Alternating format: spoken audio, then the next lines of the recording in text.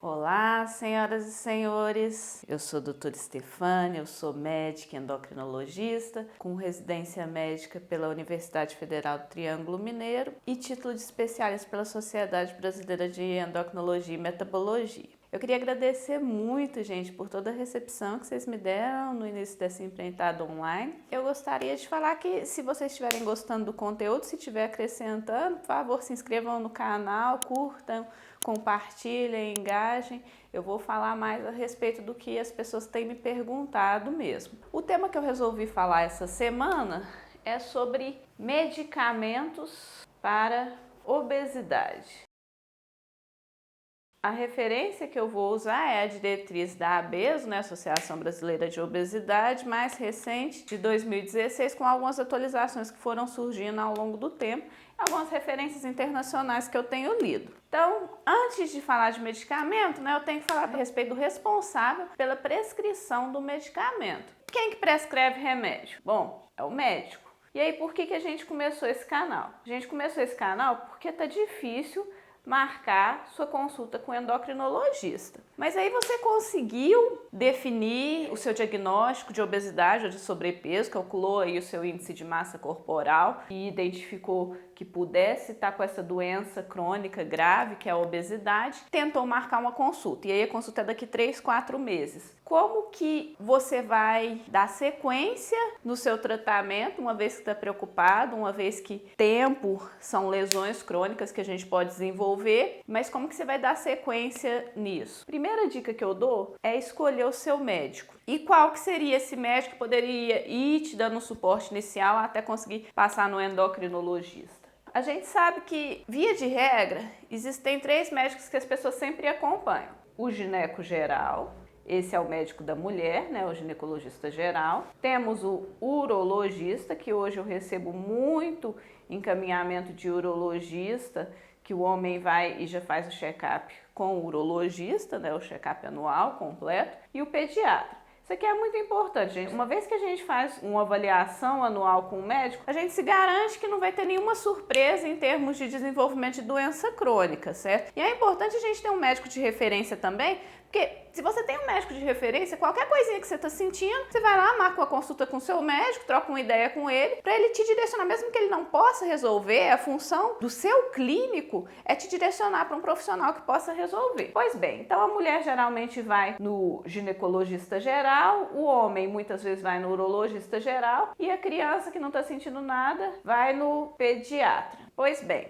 esses médicos, eles fazem um check-up excelente. Geralmente eles realmente triam as doenças que eles não conseguem resolver e encaminham para o especialista para dar seguimento. Só que eles são, principalmente ginecologistas e urologistas, são cirurgiões também. Então, eles têm outras funções além do atendimento ambulatorial. Então, muitas vezes o suporte ambulatorial que a obesidade demanda, eles não vão ter tempo para fazer esse tipo de condução, certo? Então, nós teríamos que ter outro profissional para fazer esse tipo de condução. Lembrando que eu estou falando de gineco geral e estou falando de urologista geral, Não estou falando das subespecialidades, que isso seria outro tema. Então, o que poderia ajudar no início do tratamento, do acompanhamento aí da obesidade? Bom, eu sugiro 2. O médico de família e comunidade, e eu sugiro um médico especialista em clínica médica. Por que eu sugiro esses 2 especialistas? Primeiro, o médico de família e comunidade, você consegue ser atendido por ele de graça no posto de saúde.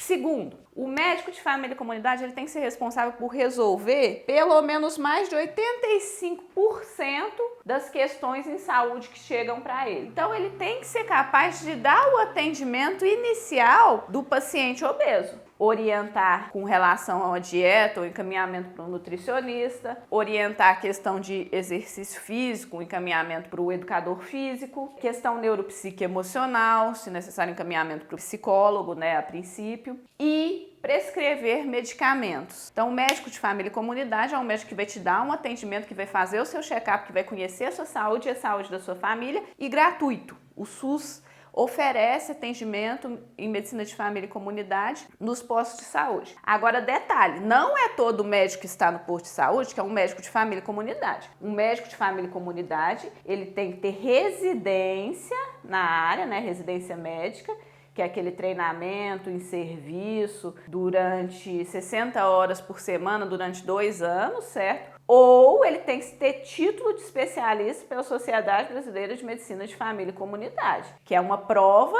que ele presta para mostrar para a Sociedade de Medicina e Família e Comunidade que ele tem a aptidão para conduzir esses 85% dos problemas que chegam para ele e encaminhar os outros 15%, certo? Então, procura no posto mais perto da sua casa se tem uma pessoa com essa formação em medicina de família e comunidade que vai te dar um bom atendimento. O outro é o especialista em clínica médica. Clínica médica foi minha primeira especialidade, minha primeira residência. O clínico, ele não precisa saber tratar todas as doenças, mas é muito importante que ele saiba diagnosticar, ou seja, falar o que todas as pessoas têm. E como médico de família, se ele não consegue resolver no consultório dele, ele pode encaminhar. Mas uma coisa que a gente aprende na residência de clínica médica que é muito importante é que a gente aprende a ter humildade de trocar ideia com especialistas para a gente conduzir o nosso paciente, porque nós clínicos entendemos também que há escassez de médicos para atender todas as demandas da população. Então, como clínicos, como médicos que já fizeram 6 anos de medicina, já fizeram mais 2 anos de uma especialização, nós sabemos que nós temos que tentar resolver a maioria das questões no nosso consultório. E aí, o clínico, ele sabe diagnosticar todas as doenças e assim, ele tem condição de procurar o melhor assessoramento, o melhor cuidado para esses pacientes. Então, um bom clínico, a gente aprende lá no hospital, tem um paciente internado que tem uma intercorrência que às vezes precisa de uma cirurgia, a gente vai buscar o contato com o cirurgião, vai trocar uma ideia com o cirurgião. Às vezes a gente se depara com um paciente na área da clínica médica, né, com uma insuficiência cardíaca descompensada, a gente vai trocar uma ideia com o cardiologista, vamos chamar o cardiologista. Então o clínico tem esse jogo de cintura, essa humildade, esse conhecimento para trocar uma ideia com o especialista a respeito das melhores opções para o paciente. Então eu acho que assim, esses 5 profissionais que eu citei aqui são profissionais bons para darem o diagnóstico, as orientações iniciais com relação à obesidade e principalmente o médico de família e o clínico, eles podem ir te acompanhando no início desse tratamento até que consiga avaliação de um especialista, beleza? Isso é muito importante, gente, a gente ter um médico para chamar de nosso, ter um médico para, nossa, eu estou sentindo isso, eu vou falar com o meu médico, ele vai me explicar o que eu estou sentindo, o que eu posso fazer para melhorar. Entrando realmente nos medicamentos para perda de peso, e aí vocês vão entender exatamente por que é importante ter um médico aí na retaguarda para dar um suporte. Liberados pela Anvisa hoje para perda de peso, indicação em diretriz. Nós temos 4 medicamentos. Nós temos sibutramina, orlistat, liraglutida, e aí, junto com liraglutida, eu vou colocar também o semaglutida, que ainda não foi liberado aqui no Brasil para perda de peso, mas pode ter certeza que vai ser, eu vou explicar por quê. E o bupropiona com naltrexona de liberação prolongada, né, que chama de XL. Por que eu tô falando nome genérico? E se vocês quiserem saber quais são esses princípios ativos, quais remédios que têm esse princípio ativo, pode procurar no Google, porque o CRM, né, o Conselho Regional de Medicina, sugere que nós não falemos em marca de remédio, para não parecer que está fazendo propaganda. Então eu tô falando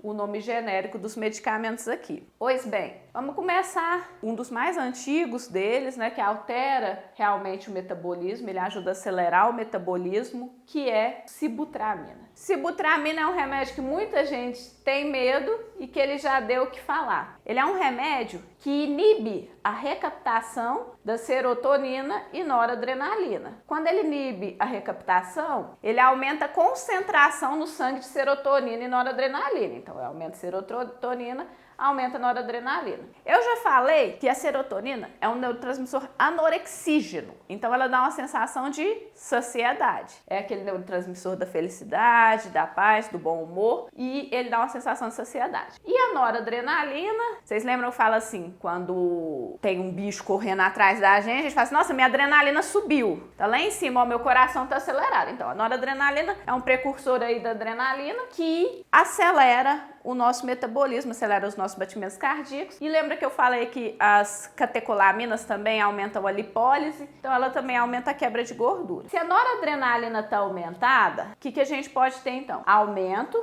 da frequência cardíaca. Se a frequência cardíaca aumenta, a nossa pressão também pode aumentar. Então, aumenta a frequência, aumenta a pressão. E outra coisa, imagina uma coisa que está te deixando acelerada. Se você é ansioso, ela pode piorar a ansiedade. Então, alguns estudos feitos em cima da sibutramina mostrou que para indivíduos que já tinham doença cardiovascular, ela aumentava a frequência de infarto. Então, ficou bem controverso assim. Se o paciente já teve um infarto prévio e ele usa sibutramina, por exemplo, ele tem o risco de infartar, o risco maior de infartar de novo. Então, gente, quando a gente prescreve sibutramina, ela tem que ser numa receita especial, que não é qualquer médico que possui, é uma receita B2, com um termo de que a gente explicou isso para o paciente, que se for uma pessoa muito ansiosa, se for uma pessoa hipertensa, se for uma pessoa com problema de coração, ela não pode tomar sibutramina, e a receita só tem validade por 2 meses. Recomenda-se que nós avaliemos o paciente medindo pressão e frequência cardíaca nos primeiros 15 dias depois que a gente começou o remédio, depois no primeiro mês, e aí depois a gente avalia pelo menos a cada 2 meses. O paciente bastante atenção para esses sinais que podem aparecer. É um remédio excelente. Pensa, gente, é um remédio que aumenta a lipólise, aumenta o metabolismo, diminui o apetite.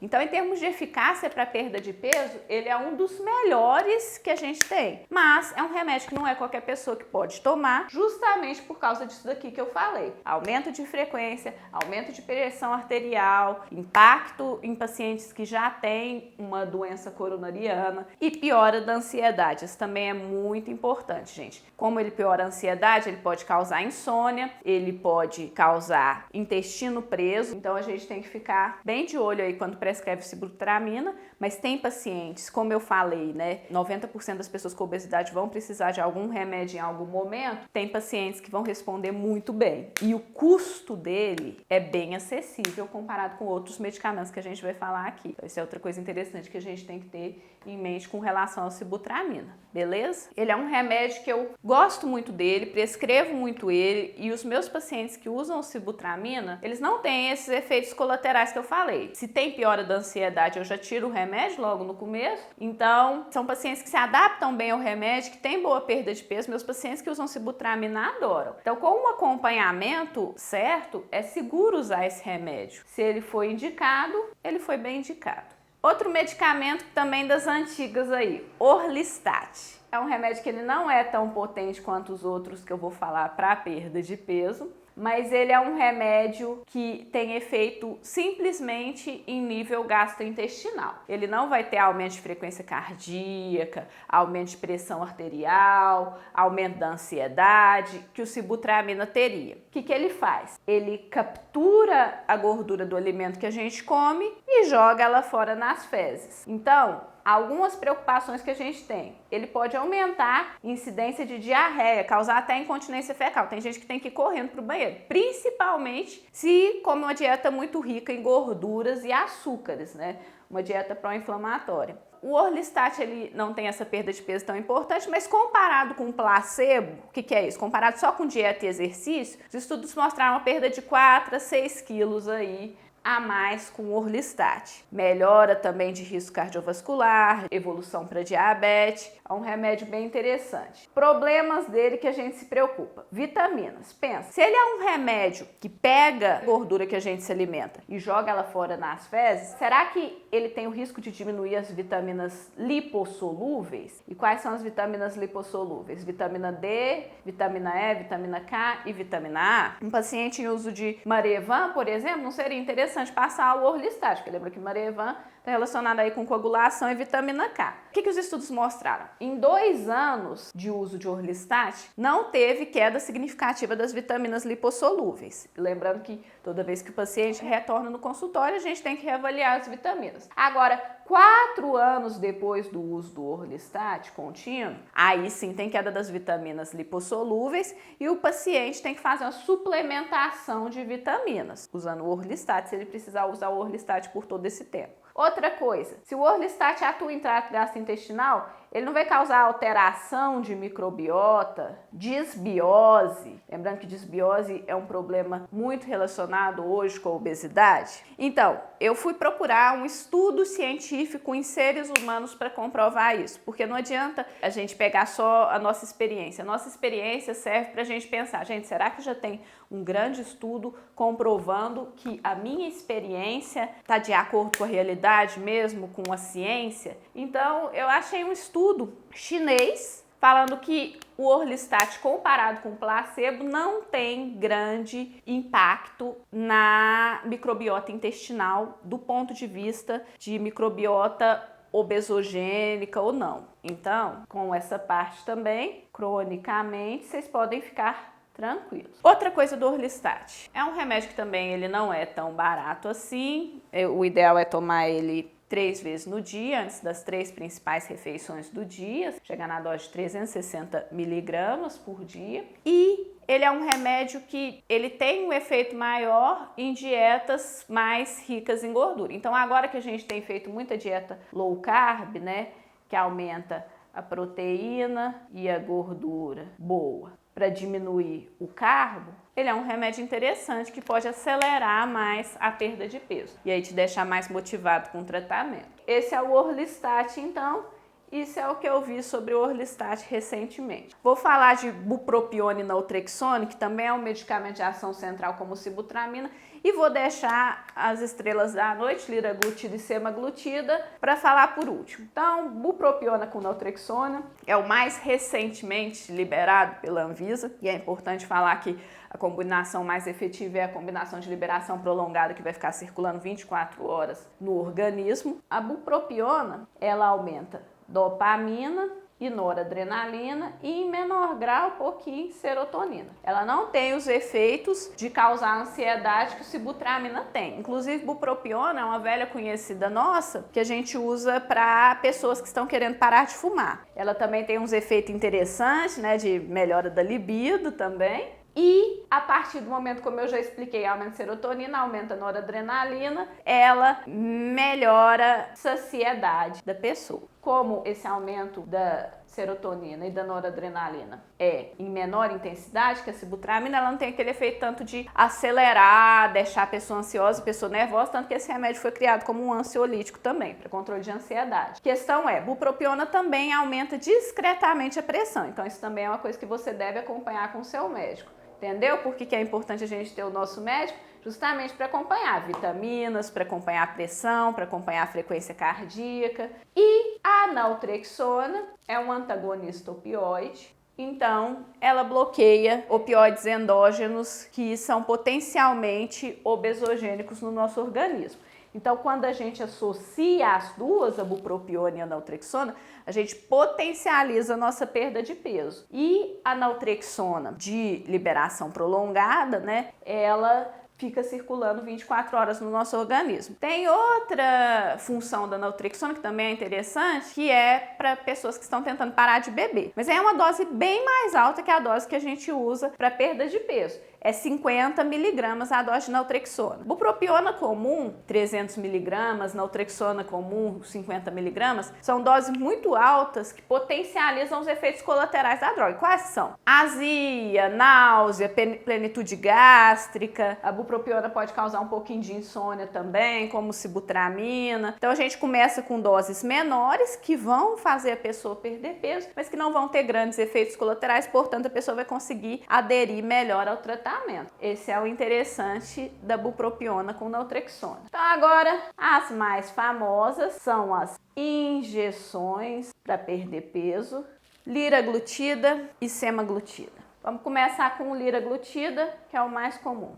É um análogo do hormônio GLP-1. E o GLP-1, gente, como eu já expliquei em outra aula, ele funciona da seguinte forma. Quando o nosso estômago enche de comida, o intestino libera esse hormônio, que ele vai avisar basicamente 2 lugares. Região do cérebro e a região do pâncreas, que vem vindo comida por aí. Aí o pâncreas começa a produzir insulina e o cérebro, de forma direta, ele já vai entender que está cheio e se sentir saciado. A insulina também, por sua vez, tem um efeito de dar sensação de saciedade para o sistema nervoso central, porque a nossa maior produção de insulina é depois de comer. Então a própria insulina avisa a cabeça que a gente está saciado. Por isso mesmo, o GLP-1 foi criado para tratar o diabetes, porque a ideia é que, prescrevendo um análogo do GLP-1, similar ao GLP-1, a nossa produção de insulina após comer aumentaria. E porque aumenta a insulina só depois de comer, a gente também não vai ter hipoglicemia. Essas são as vantagens. Além disso, o GLP-1 também retarda o esvaziamento gástrico. Pois bem, como eu estava falando, liraglutida é um análogo do GLP-1, similar ao GLP-1, que foi criado para tratar o diabetes. O GLP-1 tem uma meia-vida muito curta, o hormônio, de 2 a 5 minutos aí. O análogo do GLP-1, ele é modificado, ele tem uma similaridade de 98% com o hormônio GLP-1, mas ele vai ter uma meia-vida bem mais longa, de até 13 horas, é o tempo de meia-vida dele. Portanto, ele fica circulando no nosso organismo as 24 horas. E aí ele foi criado para tratar diabetes, mas percebeu-se que por causa desse mecanismo de ação cerebral, por causa do mecanismo da insulina, por causa do retardo do esvaziamento gástrico, ele era muito eficaz na perda de peso também. E se a dose máxima para tratar um diabetes era 1,8 miligramas por dia, a dose máxima do liraglutida, ainda eficaz para perda de peso, seria de 3 miligramas. Então a dose máxima que usa, se é só para tratar diabetes, é 1,8 miligramas. Se é para tratar obesidade, é 3 miligramas. Isso do liraglutida. Eficácia excelente. Remédio sem ação em sistema nervoso central, ou seja, não piora a ansiedade, não piora os tratamentos de depressão que a gente tem, é diferente do sibutramina. Seguro do ponto de vista cardiovascular, porque todos os remédios hoje, para tratar diabetes, tem que passar por uma investigação cardiovascular séria. Então, seguro do ponto de vista cardiovascular, mais que isso, reduz a aterosclerose. Então, ele é cardioprotetor, esse medicamento. Seguro para os rins também, protege contra o diabetes, diminui em quase 80% as chances de uma pessoa desenvolver o diabetes uma vez que usa ele. Então, é um remédio eficaz para perder peso e seguro. Por isso que hoje ele é bem caro, né? Mas, a partir dessa molécula, foram estudando outras moléculas análogas, ou seja, similares ao GLP-1. A mais nova que a gente tem visto, e também hoje o medicamento mais eficaz para perda de peso no mundo, é o semaglutida. Hoje, aqui no Brasil, ele ainda não está liberado para perda de peso. Por quê? Porque a dose semanal que a gente tem no Brasil do semaglutida, 1 miligrama por semana, ela é a dose máxima para tratar diabetes. Mas a dose máxima que os estudos norte-americanos mostraram que tem eficácia para perda de peso, em média 15% do peso, isso era um resultado que a gente geralmente só via em termos de tratamentos médicos com a cirurgia bariátrica, que consegue até mais do que isso. Em média, 15% do peso é a dose de 2,4 miligramas por semana do semaglutida. Então, aqui no Brasil, o semaglutida injetável, uma injeção por semana, ainda não foi liberada em bula para perda de peso, porque ainda não está na dose ótima para perda de peso, que é mais do que o dobro da dose que a gente habitualmente usa para tratar diabetes, 2,4 miligramas por semana. Mas ele vem mostrando para a gente um resultado que é muito melhor que os outros tratamentos medicamentosos que a gente já tinha visto para perder peso, a partir desse efeito similar ao GLP-1.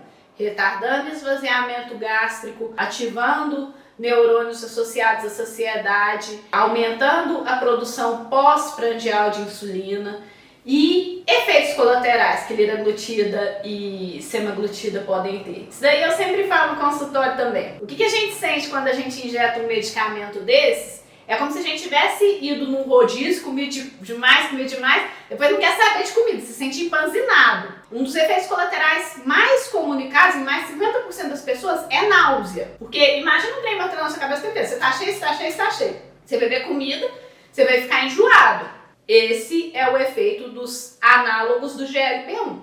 Mais liraglutida do que semaglutida, mas semaglutida também pode cursar com o efeito de saciedade associado ao seu uso. E náuseas, vômitos, empanzinamento, a pessoa pode sentir também desânimo, fraqueza. Geralmente quando isso acontece? Quando a gente começa o medicamento e toda vez que a gente ajusta a dose. Depois, aos poucos, o corpo vai acostumando. E aí é o que eu falei, gente. Perder peso, quanto mais a gente perde, mais difícil é perder. Porque o nosso corpo, uma vez que a gente desenvolve obesidade, ele enxerga o excesso de peso como se fosse uma reserva de energia. Então você vai fazendo tratamento, seja com remédio, seja com dieta, seja com atividade física. Quanto mais você vai tratando, mais seu corpo vai criando outros mecanismos para te fazer acumular esse peso. Então mais difícil vai sendo. Por isso que o tratamento, para a gente ter o melhor resultado, para a gente ter maior perda de peso, ele tem que ser contínuo. Nós temos que constantemente reavaliar o tratamento, mudar o tratamento, ele tem que ser um tratamento cíclico aí. Não basta entrar só com uma intervenção terapêutica. Se a gente quer ter mais resultado, a gente tem que entrar com todas as intervenções terapêuticas possíveis para o organismo. E aí nós teremos mais resultados. Agora eu vou falar dos medicamentos off-label para perda de peso. A bupropiona e naltrexone, até o ano passado, ela era de indicação off-label para perda de peso, até porque a gente ainda não tinha um laboratório que produzisse bupropiona com naltrexona de liberação prolongada, como é recomendado para perda de peso. Então, nós usávamos ela em indicação off-label. Mas o que é isso, off-label? Isso são remédios que, pela nossa vasta experiência clínica, nós concluímos que levam a uma perda de peso, mas ainda não tem indicação em bula para usar para tratamento de perda de peso. Nós usamos para tratar outras situações. Por exemplo, inibidor seletivo da recaptação da serotonina. Se inibe a recaptação, aumenta a concentração de serotonina no sangue. Pois bem, gente, esse inibidor seletivo da recaptação da serotonina é sertralina, fluoxetina, escitalopram, e vocês veem que eu sempre falo isso, né? Serotonina é um neurotransmissor anorexígeno. Então, notou-se que nos primeiros 6 meses de uso desses medicamentos inibidores seletivos da recaptação da serotonina, nós notamos uma perda de peso. Mas o que acontece? Depois desses 6 meses, esses medicamentos podem até levar a ganho de peso. Às vezes vai ouvir gente falando, fluoxetina engorda, escitalopram engorda. Sim, mas nos primeiros 6 meses, eles têm efeito em perda de peso por causa do aumento do neurotransmissor anorexígeno da serotonina. Então, para um primeiro momento, se a gente só quer controlar a ansiedade para a pessoa se adaptar melhor com rotina de alimentação e atividade física, uma opção que a gente pode usar é o inibidor seletivo da recaptação da serotonina, que ele não piora a ansiedade, pelo contrário, ele até controla a ansiedade, diferente do sibutramina. Mas lógico que a potência em perda de peso é muito menor que o inibidor seletivo da recaptação da serotonina, certo? Outro medicamento que a gente indica de forma off-label para perda de peso. Outro medicamento de ação central muito interessante, topiramato, associado a canais de sódio, canais de cálcio. Ele é usado como anticonvulsivante e também para tratamento profilático de enxaqueca. O que é isso? Para proteger a pessoa contra uma enxaqueca. É um remédio que nas doses de 65 até 325 miligramas, ele tem efeito em melhora da vontade do doce, diminui a vontade do doce e faz perder peso. Estudos mostrando que ele está associado com perda de peso. Questões dele, você tem que chegar à dose máxima. E o topiramato é um remédio que tem muitos efeitos colaterais. Pode dar perda de memória, dormência nas mãos, dormência na boca, sonolência, pessoa sente como se estivesse tudo nublado, assim. Como que a gente diminui esses efeitos colaterais do topiramato? Começamos com uma dose mais baixa, dose mínima de 25 miligramas, e a gente vai titulando até a gente chegar pelo menos numa dose de 75 aí para ser eficaz para tirar a vontade do doce. A gente percebe também que certas marcas do topiramato têm menos efeitos colaterais que a marca genérica, né? Isso daí também é importante considerar. Os meus pacientes que usam topiramato, eu nunca tive, na verdade eu tive pouquíssimas pessoas que não toleraram a partir da marca que eu escolhi do topiramato. E aí outra coisa que é interessante, topiramato é um remédio que é contraindicado para mulheres que estejam grávidas ou que tenham a intenção de gestar, porque ele é teratogênico, ou seja, ele machuca o bebezinho, então se você está com intenção de gestar não é interessante entrar com topiramato. E também para pessoas com glaucoma, história de glaucoma, também contraindica topiramato. Topiramato também favorece pedra nos rins, então se você está tomando ele e começou com pedra nos rins, a gente tem que avaliar suspender ele, certo? Outra coisa do topiramato. Topiramato aqui no Brasil, a gente pode associar ele com sibutramina, porque eles atuam em sítios diferentes do sistema nervoso central. E aí simula um remédio americano, que primeira escolha para perda de peso aí, geralmente os estudos comparam ele com a semaglutida, que eu já expliquei, ou a liraglutida, que é o fentermina com topiramato. Então a gente aqui no Brasil faz um tupiniquim, sibutramina com topiramato, e gente, leva a muita perda de peso. É um remédio fantástico, tira a vontade do doce, tira a compulsão alimentar, acelera o metabolismo. É uma opção muito boa para quem não está conseguindo perder peso aí com outras alternativas, dieta e exercício físico. Então, pessoal, falando agora sobre os medicamentos off-label para perda de peso, continuamos pelo lisdexanfetamina. Então, lisdexanfetamina é um medicamento com estrutura similar à anfetamina que foi idealizado para tratar pessoas com transtorno do déficit de atenção e hiperatividade. É um remédio que também aumenta a noradrenalina, também aumenta a dopamina e com o passar do tempo foi notado que ele também é muito eficaz para tratar compulsões alimentares. Então veja, gente, que ele não é específico para perda de peso. A gente sabe que nem todo obeso tem compulsão alimentar e nem todas as pessoas que têm compulsão alimentar são obesas. Mas ele é um tratamento que para pessoas que têm compulsão e isso leva à obesidade, ele é muito eficaz. Mas ó, gente, detalhe, compulsão alimentar não é aquela vontade do doce que você tem todo dia, aquela vontade de às vezes comer muito arroz, comer muito pão. Compulsão alimentar é quando a pessoa chega a acordar de noite para saltar a geladeira várias vezes na semana, quando ela come até passar mal várias vezes na semana. Tem vários critérios diagnósticos, é um diagnóstico psiquiátrico, tem vários critérios diagnósticos que têm que ser aplicados para a gente falar que realmente a pessoa tem uma compulsão alimentar, certo? Lisdexanfetamina, também recomendada em bula para tratamento de compulsão alimentar. Outros medicamentos off-label. Esses nem estão nas diretrizes de obesidade de 2016 não, mas pela prática clínica nós vemos certo potencial de perda de peso, né? Então um deles seria o metformina. O mesmo metformina que a gente usa para tratar diabetes, para tratar pré-diabetes, síndrome metabólica, ovário policístico, que reduz em 30% a chance das pessoas desenvolverem um quadro de diabetes tipo 2, é o metformina.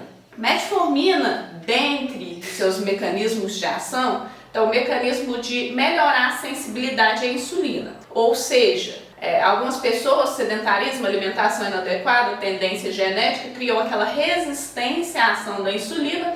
Então chega a insulina carregando a glicose para jogar dentro da célula e o corpo fala assim, tá pouca insulina, aí tem que ir produzindo mais insulina para dar conta dessa glicose. Isso é a resistência à insulina. Pois bem, o metformina combate essa resistência à insulina nas células musculares, então faz com que o músculo capte a glicose com mais facilidade, torna o músculo mais sensível à ação da insulina. Então ele melhora a sensibilidade à insulina. E, consequentemente, melhorando essa sensibilidade à insulina, ele vai reduzir efeitos inflamatórios e aí ele pode levar a uma redução da circunferência abdominal. Também pode levar a uma queda de massa gorda e aumento de massa magra, o que faz a pessoa perder medida. A gente vê também, gente, que o metformina, ele pode ter um efeito em algumas pessoas muito resistentes à ação à insulina, até de perda de peso, apesar dele não ser recomendado para tratamento da obesidade, porque se tiver uma perda de peso é muito pequena comparada com as outras opções que a gente tem.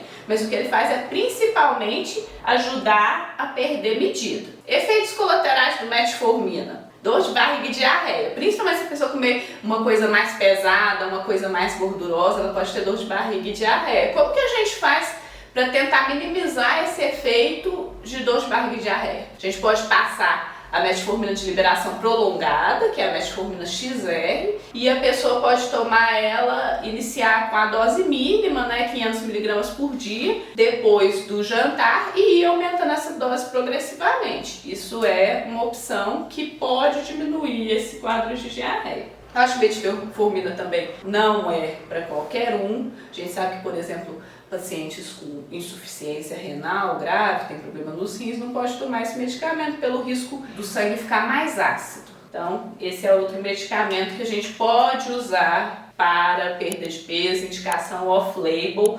Lógico, se não tiver como usar os outros de primeira linha ou outros tratamentos recomendados a princípio. Outro medicamento para diabetes que também leva à perda de peso para pacientes portadores de diabetes. É a classe mais nova de tratamento para diabetes que a gente tem, inibidor da SGLT2. SGLT2 é um cotransportador.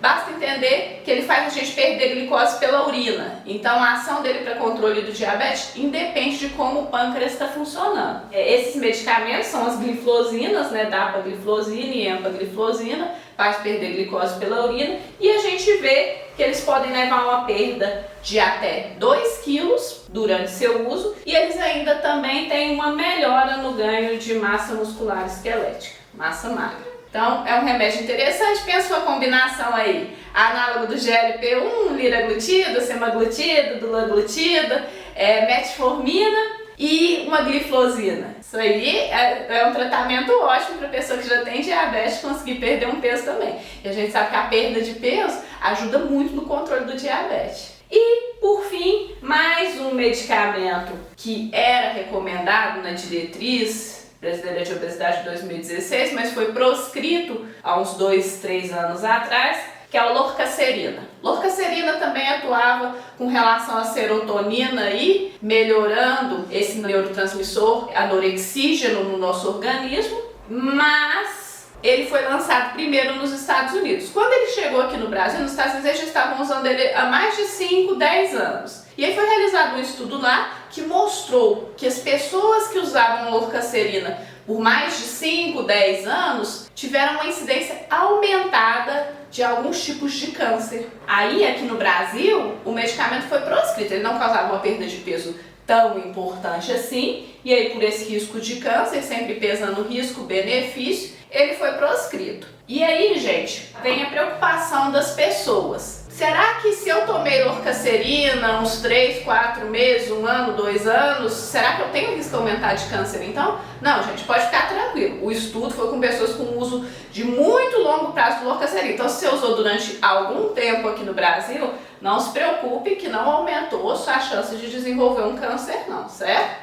E aí, por fim, medicamentos fitoterápicos, que isso daí direto chega no Instagram, as pessoas perguntando: o que você acha do morosil, o que você acha do psyllium, o que você acha da curcumina, picolinato de cromo. Os medicamentos fitoterápicos, eles têm uma sobreposição interessante com a parte nutricional do tratamento para perda de peso, que também é fundamental. Então pode deixar que eu vou falar de todos, eu vou falar quais que eu uso no consultório, quais que eu não uso, por que eu uso, por que eu não uso, baseado em artigo, que nem eu tô falando aqui, só que isso daí é uma aula mais longa e vai ficar para os próximos encontros. As dúvidas que vocês forem tendo, às vezes você conhece algum outro remédio aí que o pessoal usa para perder peso, que vende na farmácia, manda pra gente que a gente conversa aí nas próximas discussões, beleza?